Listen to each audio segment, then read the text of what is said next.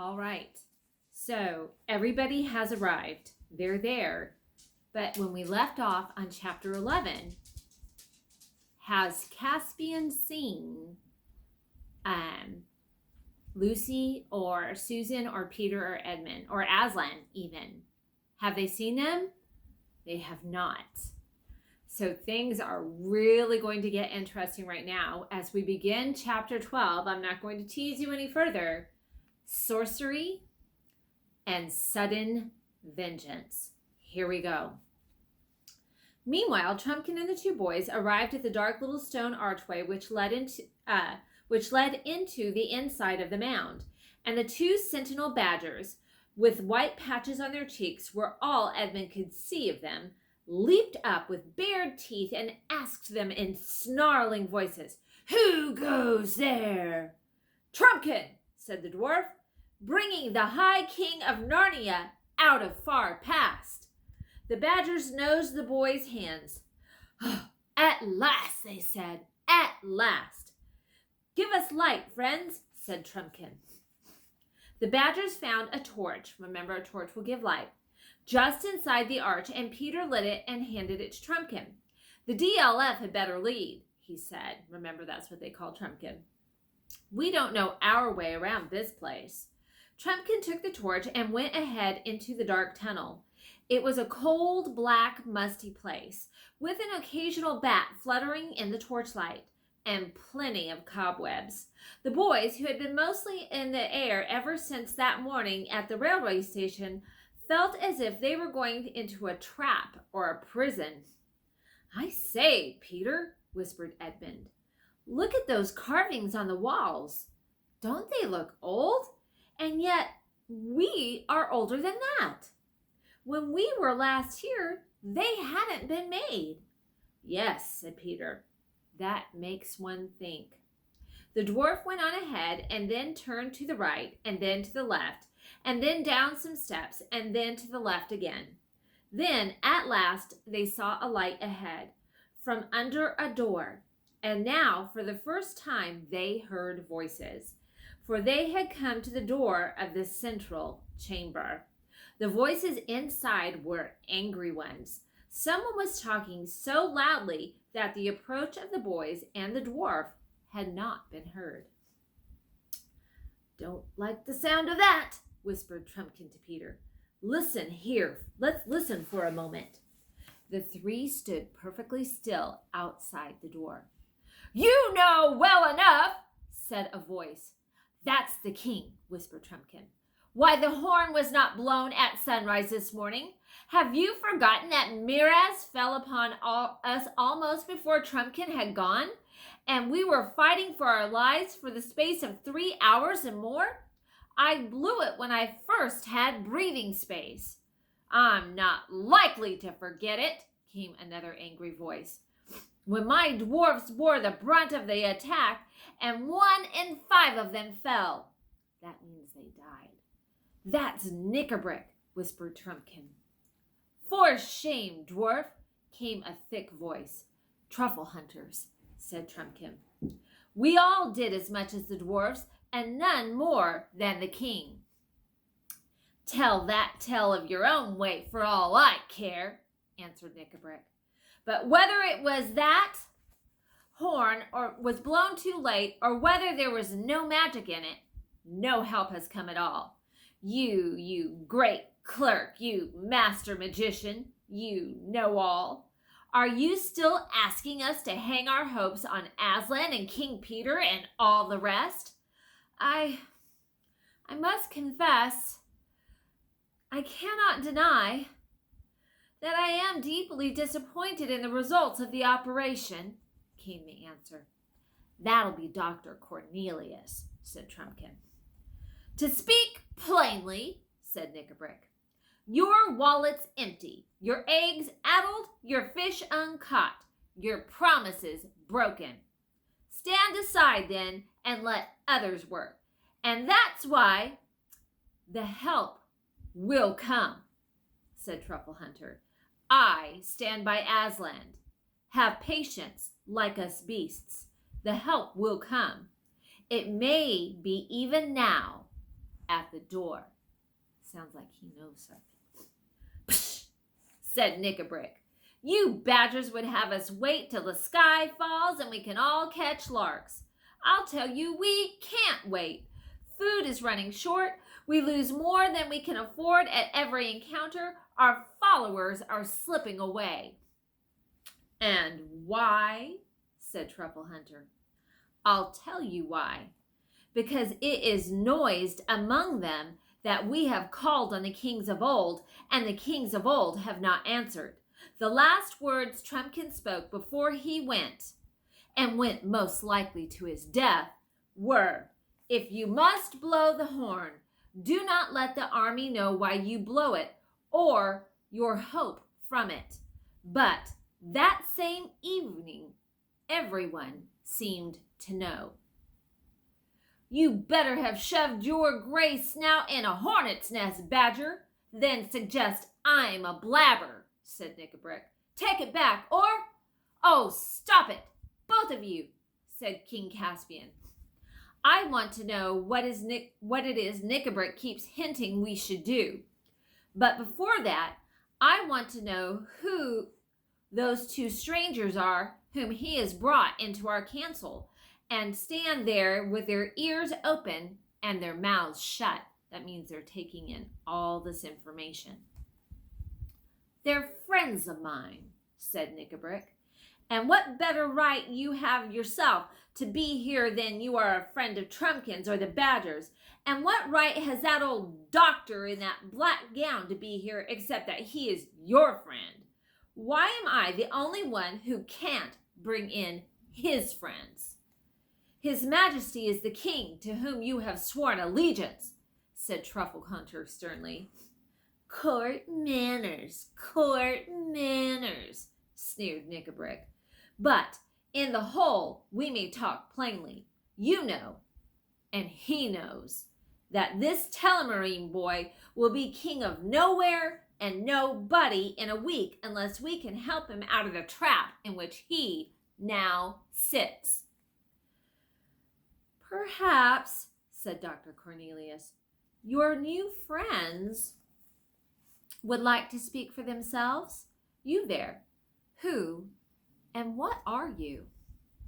Worshipful Master Doctor, came a thin, whining voice. So please you, I am only a poor old woman, I am, and very obliged to his worshipful Dorship for his friendship, I'm sure. His Majesty, bless his handsome face, has no need to be afraid of an old woman that's nearly doubled up with rheumatics and has 2 sticks to put under her kettle. I still have some little skill, not like yours, Doctor. Of course, in small spells and catnips, that I'd be glad to use against our enemies, if it was agreeable to all who is concerned, for I hate 'em. Oh, yes, no one hates better than me. That's all most interesting and, satisfactory, said the doctor. I think I now know who you are, madam. Perhaps your other friend, Knickerbrick, would like to give an account of himself? A dull gray voice, in which Peter's flesh crept, replied, I'm hunger. I'm thirst. Wherever I bite, I hold till I die. And even after death, they must come and cut my mouthful from my enemy's body and bury it with me. I can fast 100 years and not die. I can lie in 100 nights on the ice and not freeze. I can drink a river of blood and not burst. Show me your enemies. And it is in the presence of these two that you wish to disclose your plan? Said Caspian. Yes, said Knickerbrick, and by their help that I mean to execute it. He means to make it happen. There was a minute or two during which Trumpkin and the boys could hear Caspian and his two friends speaking in low voices, but could not make out what they were saying. Then Caspian spoke aloud. "Well, Knickerbrick," he said, "we will hear your plan." What do you think about these two friends that Knickerbrick has brought in? Do they sound like somebody that you would want their help from? There was a pause so long that the boys began to wonder if Knickerbrick were ever going to begin. When he did, it was in a lower voice, as he himself did not much like what he was saying. "All said and done," he muttered, "none of us knows the truth about the ancient days in Narnia. Trumpkin believed in none of the stories. I was ready to put them to the trial. We tried first the horn, and it failed. If there was ever a High King Peter and a Queen Susan and a King Edmund and a Queen Lucy, then either they have not heard us, or they cannot come, or they're our enemies. Or they are on their way," said Truffle Hunter. "You can go on saying that until Miraz has fed us all to his dogs. As I was saying, we have tried one link in the chain of old legends, and it has done us no good. Well, but when your sword breaks, you draw your dagger. The stories tell of other powers beside the ancient kings and queens. How if we call them up?" Do you know what ancient power he's talking about? I hope you do. "If you mean Aslan," said Truffle Hunter, "it's all one calling on him and on the kings. They were his servants. If he will not send them, but I make no doubt he will, he is more likely to come himself." "No, you're right there," said Knickerbrick. "Aslan and the kings go together. Either Aslan is dead, or he is not on our side, or else something stronger than himself keeps him back. And if he did come, how do we know that he would be our friend? He is not always a good friend to the dwarfs, by all that's told, not even to all beasts. Ask the wolves. And anyway, he was in Narnia only once that I ever heard of, and he didn't stay long. You may drop Aslan out of the reckoning. I was thinking of someone else." There was no answer, and for a few minutes it was so still that Edmund could hear the wheezing and snuffling of breath of the badger. "Who do you mean?" said Caspian at last. "I mean a power so much greater than Aslan's that it held Narnia spellbound for years and years, if the stories are true." "The White Witch!" cried all three voices at once, and from the noise Peter guessed that the three people had leapt to their feet. "Yes," said Knickerbrick, very slowly and distinctly. "I mean the witch. Sit down again. Don't all take fright at a name as if you were children. We want power, and we want a power that will be on our side. As for power, do not the stories say that the witch defeated Aslan and bound him and killed him on that very stone which is over there just beyond the light? But they also say that he came to life again," said the badger sharply. "Yes, they say," answered Knickerbrick. "But you'll notice that we hear precious little about anything he did afterward. He just fades out of the story. How do you explain that? If he really came to life, isn't it much more likely that he didn't, and that the stories say nothing more about him because there was nothing more to say?" "He established the kings and queens," said Caspian.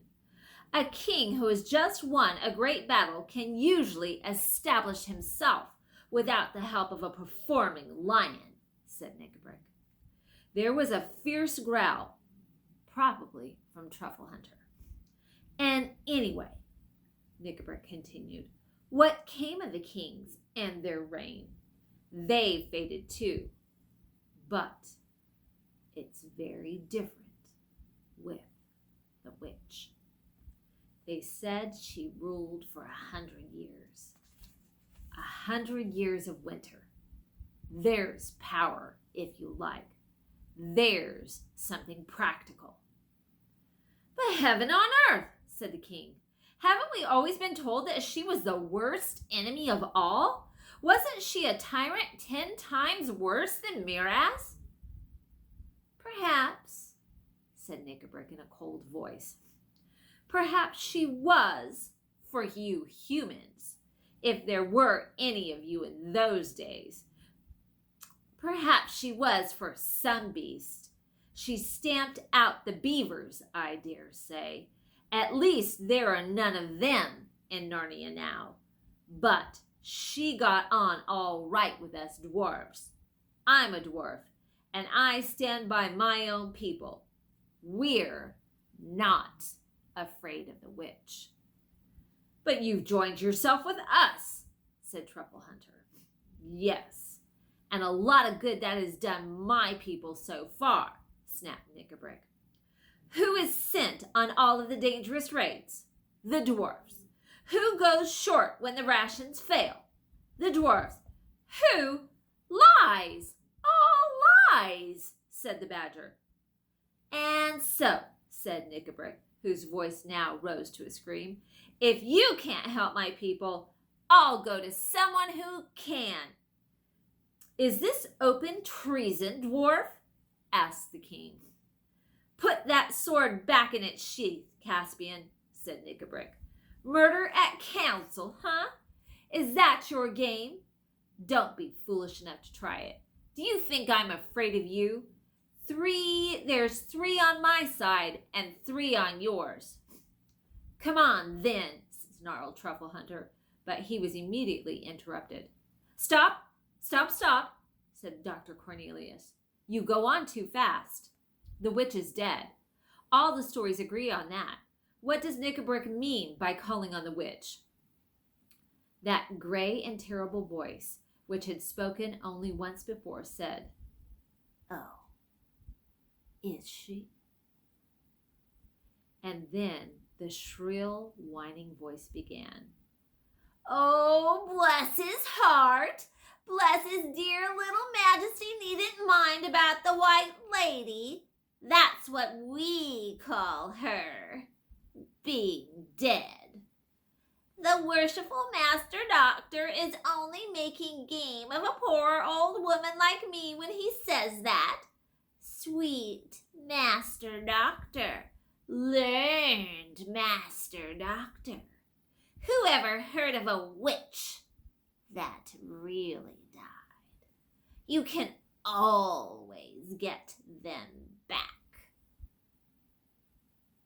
Call her up, said the gray voice. We are all ready. Draw the circle. Prepare the blue fire. Above the steadily increasing growl of the badger and Cornelius's sharp, What? Rose the voice of King Caspian like thunder. So that is your plan, Knickerbrick. Black sorcery in calling up an ancient accursed ghost, and I see who your companions are, a hag and a werewolf. The next minute or so was very confused. There was an animal roaring, a clash of steel. The boys and Trumpkin rushed in. Peter had a glimpse of a horrible gray, gaunt creature, half man and half wolf, in the very act of leaping upon the boy about his own age, and Edmund saw a badger and a dwarf rolling on the floor in a sort of cat fight. Trumpkin found himself face to face with a hag. Her nose and chin stuck out like a pair of nutcrackers. Her dirty gray hair was flying about her face, and she had just got Dr. Cornelius by the throat. At one slash of Trumpkin's sword, her head rolled to the floor. Then the light was knocked over, and it was all swords and teeth and claws and fists and boots for about 60 seconds. Then silence. Are you all right, Ed? I think so, panted Edmund. I've got that brute Knickerbrick, but he's still alive. Weights and water bottles, came an angry voice. If it's me you're sitting on, get off. You're like a young elephant. Sorry, DLF, said Edmund. Is that better? Ow! No! Bellowed Trumpkin. You're putting your boot in my mouth. Go away. Is King Caspian anywhere? Asked Peter. I'm here, said a rather faint voice. Something bit me. They all heard the noise of something striking a match. It was Edmund. The little flame showed his face, looking pale and dirty. He blundered about for a little while, found the candle. They were no longer using the lamp, for they had run out of oil, set it on the table, and lit it. When the flame rose clear, several people scrambled to their feet. 6 faces blinked at one another in the candlelight. We don't seem to have any enemies left, said Peter.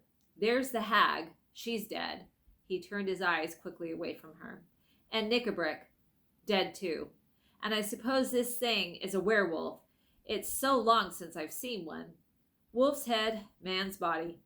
That means he was just turning from a man into a wolf at the moment he was killed. And you, I suppose, are King Caspian. Yes, said the other boy, but I have no idea who you are. It's the High King, King Peter, said Trumpkin. Your Majesty is very welcome, said Caspian. And so is your Majesty, said Peter.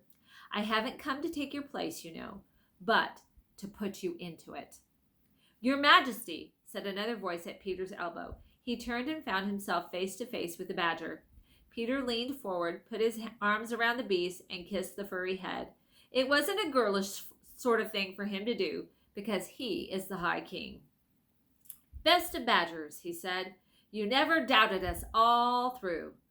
No credit to me, your Majesty, said Truffle Hunter. I'm a beast, and we don't change. I'm a badger once more, and we hold on. I am sorry for Knickerbrick, said Caspian. Though he hated me from the first moment he saw me, he had gone sour inside from long suffering and hating. If we had won quickly, he may have become a good dwarf in the days of peace. I don't know which one of us killed him. I'm glad of that. You're bleeding, said Peter. Yes, I'm bitten, said Caspian. It was that wolf thing. Cleaning and bandaging the wound took a long time. And when it was done, Trumpkin said, Now, before anything else, we want some breakfast. But not here, said Peter. No, said Caspian with a shudder, and we must send someone in to take away the bodies. Let the vermin be flung into a pit, said Peter, but the dwarf we will give to his people to be buried in their own fashion. They breakfasted at last in another of the dark cellars of Aslan's How. It was not such a breakfast as they would have chosen, for Caspian and Cornelius were thinking of venison pastries, and Peter and Edmund of buttered eggs and hot coffee. But what everyone got was a little bit of cold bear meat out of the boys' pockets, a lump of hard cheese, an onion, and a mug of water. But from the way they fell to, anyone would have been supposing that it was delicious. All right, so Caspian has met Peter and Edmund, and we can see that the White Witch is still about causing trouble. The war still needs to be fought, and Caspian is still losing. But we'll have to find out what happens next when we get to the next chapter. I'll see you later. Bye.